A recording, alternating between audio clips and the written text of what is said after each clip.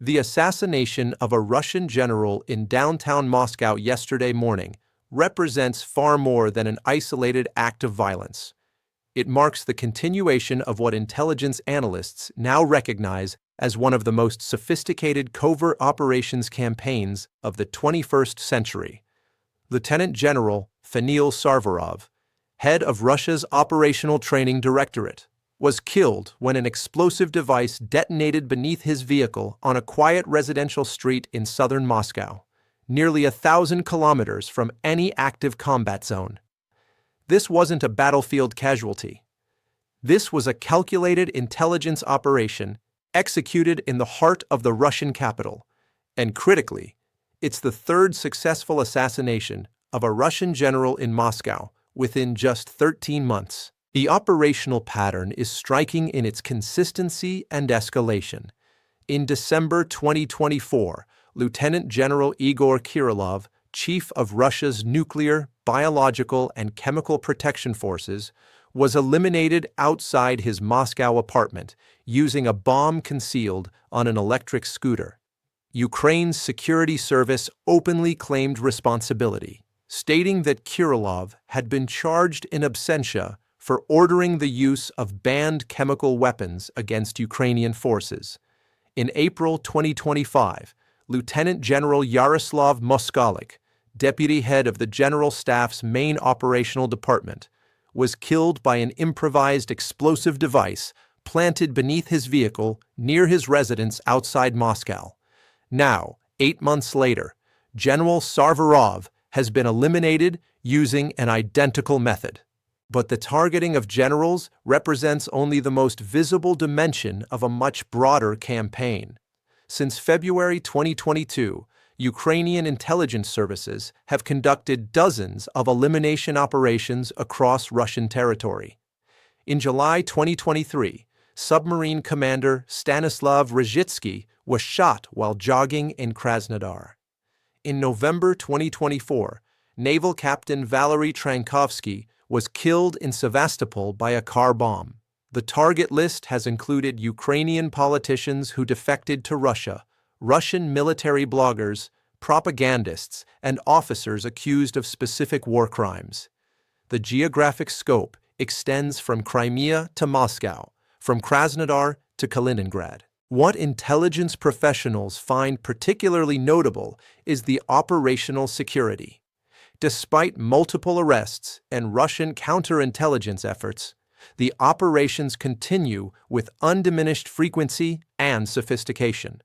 This suggests either an extensive network of assets inside Russia or highly effective infiltration capabilities, likely both.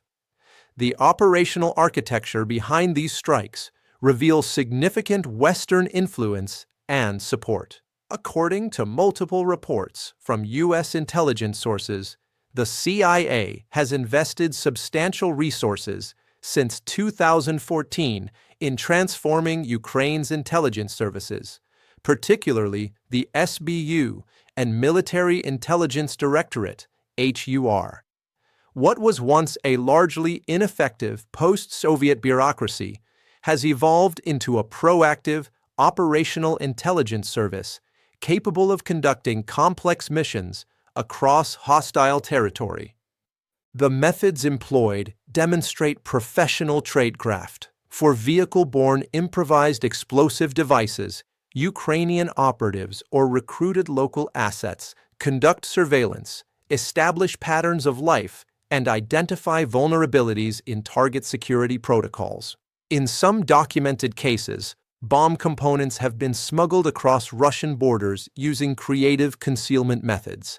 The operations require extensive advance preparation, reliable communications, and most critically, individuals on the ground who can move without detection. But the campaign extends far beyond targeted killings. In June 2025, Ukrainian intelligence executed what may be the most audacious covert operation of the entire war. Operation Spiderweb involved 18 months of planning, personally supervised by President Zelensky.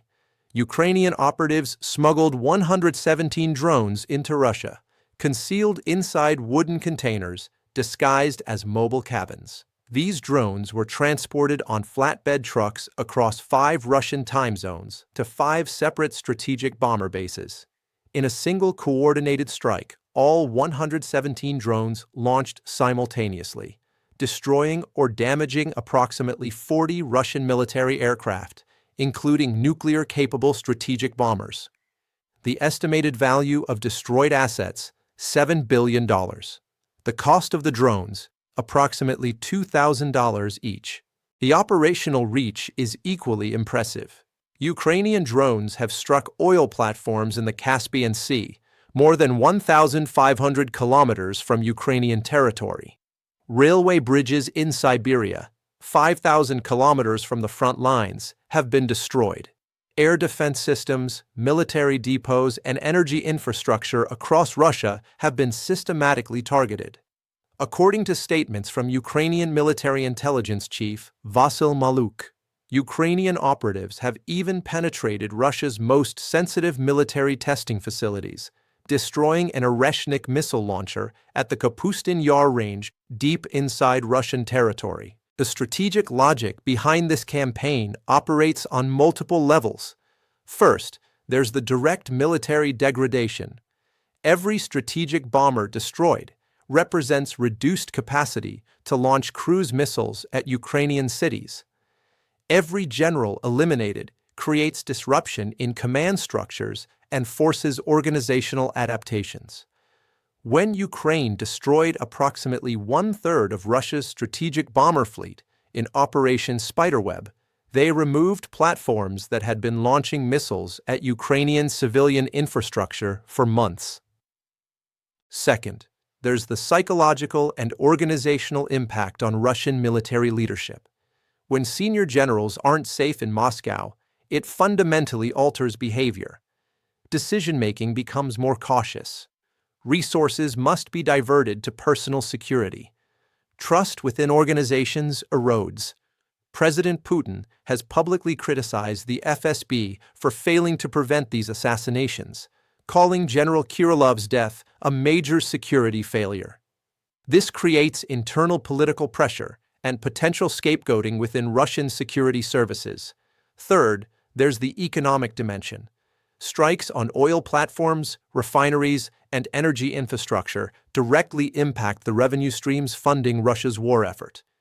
Ukrainian intelligence services estimate these operations have had economic effects comparable to international sanctions. When a major refinery goes offline due to drone strikes, it affects both fuel supplies for military operations and export revenues for the Russian state. Fourth, and perhaps most importantly, there's the narrative impact.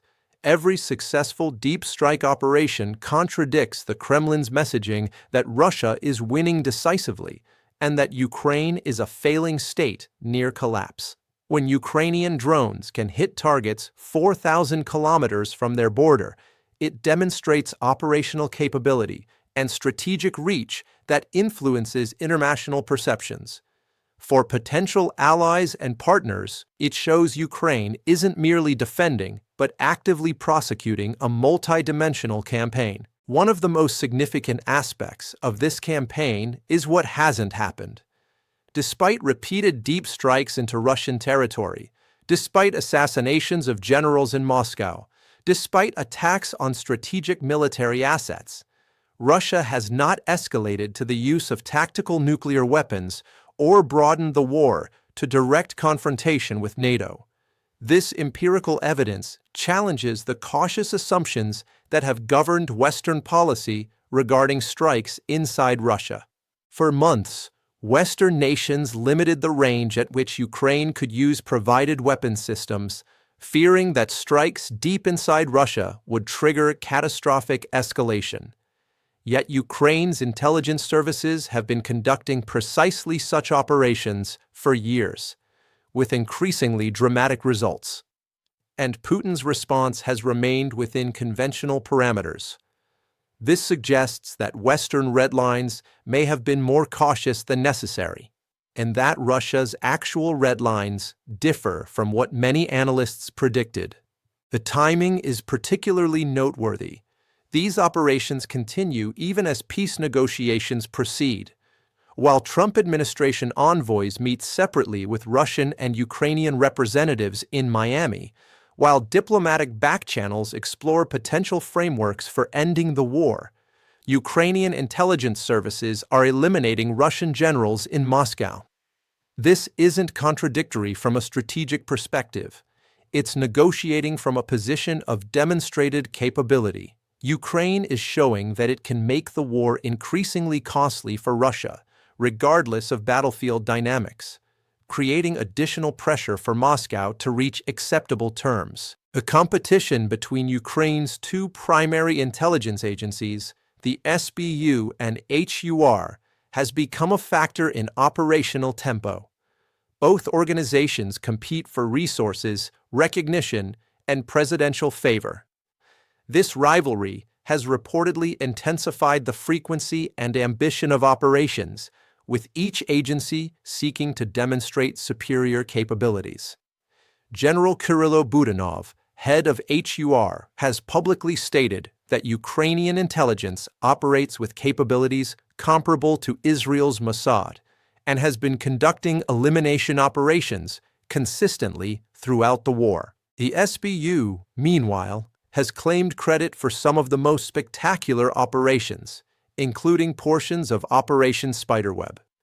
This internal competition, while potentially creating coordination challenges, has also driven innovation and operational boldness. It's a dynamic that Russian security services must contend with, not one intelligence organization, but multiple agencies, each pushing the boundaries of what's operationally feasible. From a counterintelligence perspective, these repeated successful operations represent significant failures for Russian security services. The FSB and GRU should theoretically have advantages operating on their own territory. Extensive surveillance capabilities, control of communications infrastructure, informant networks, and the ability to restrict movement and conduct invasive investigations. Yet Ukrainian intelligence services continue to operate effectively. Russian authorities have made arrests. They've detained Uzbek nationals and others allegedly working for Ukrainian intelligence. They've increased security protocols around senior military leadership. But the operations continue. This suggests several possibilities. Ukrainian intelligence has penetrated Russian security services themselves, making counterintelligence efforts compromised from within. The networks of recruited assets are more extensive and resilient than Russian services have identified, or the operational security practices employed by Ukrainian handlers are sophisticated enough to evade detection consistently. The political implications for Russian leadership are significant. Putin has built his political identity partly on providing security and stability. When the capital itself becomes an operational theater where senior generals are eliminated, it undermines that narrative domestically. It creates pressure for accountability within security services and potentially exposes vulnerabilities in Putin's governance model. Looking forward, several trajectories appear likely. First, the campaign will almost certainly continue regardless of diplomatic developments. Ukraine has demonstrated these capabilities and shown no indication of voluntarily ceasing operations. The strategic value is too significant, and the precedent has been established. Even if a ceasefire freezes front lines, covert operations inside Russia can continue indefinitely. Second, methods will evolve as Russia adapts countermeasures. If vehicle-borne explosives become more difficult due to enhanced security, Ukrainian services will develop alternative methods. The drone technology that enabled Operation Spiderweb continues to advance. Artificial intelligence and autonomous systems may enable even more sophisticated operations with reduced risk to human assets. Third, the geographic scope may expand. If Ukrainian intelligence can operate in Moscow and Siberia, few locations inside Russia can be considered secure. This creates a strategic dilemma for Russian military leadership. how to conduct operations against Ukraine while being vulnerable to retaliation anywhere inside Russian territory. Fourth, the target set may broaden. Currently, operations focus primarily on military leadership, military assets, and economic infrastructure related to the war effort. But the intelligence networks and capabilities being developed could theoretically be directed at a wider range of targets if strategic calculations change. The Ukrainian campaign represents a case study in asymmetric warfare adapted for the 21st century.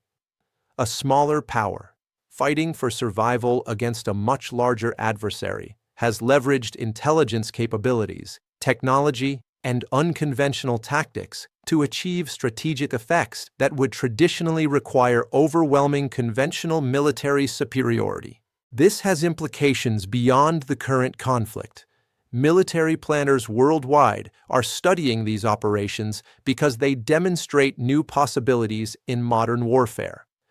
The combination of human intelligence networks, advanced surveillance, precision strike capabilities using inexpensive drones, and sophisticated operational planning creates a model that other nations will attempt to replicate. The intelligence community in particular is reassessing assumptions about what's achievable through covert action. The scale, frequency, and success rate of Ukrainian operations exceeds what many analysts would have predicted was feasible against a major power with extensive security services. This suggests that in an era of advanced technology and globalized communications, even authoritarian states with substantial counterintelligence capabilities face new vulnerabilities. Western intelligence services are watching with both admiration and caution. On one hand, Ukrainian success validates years of training, funding, and support from the CIA and MI6. It demonstrates that intelligence partnerships can develop highly effective capabilities. On the other hand, Ukraine's willingness to conduct high-risk operations creates concerns about escalation and about what Kyiv might attempt if given complete freedom of action. The assassination of Lieutenant General Sarvarov is not an isolated incident, but part of a sustained, sophisticated campaign that has fundamentally altered the strategic dynamics of the Russia-Ukraine war.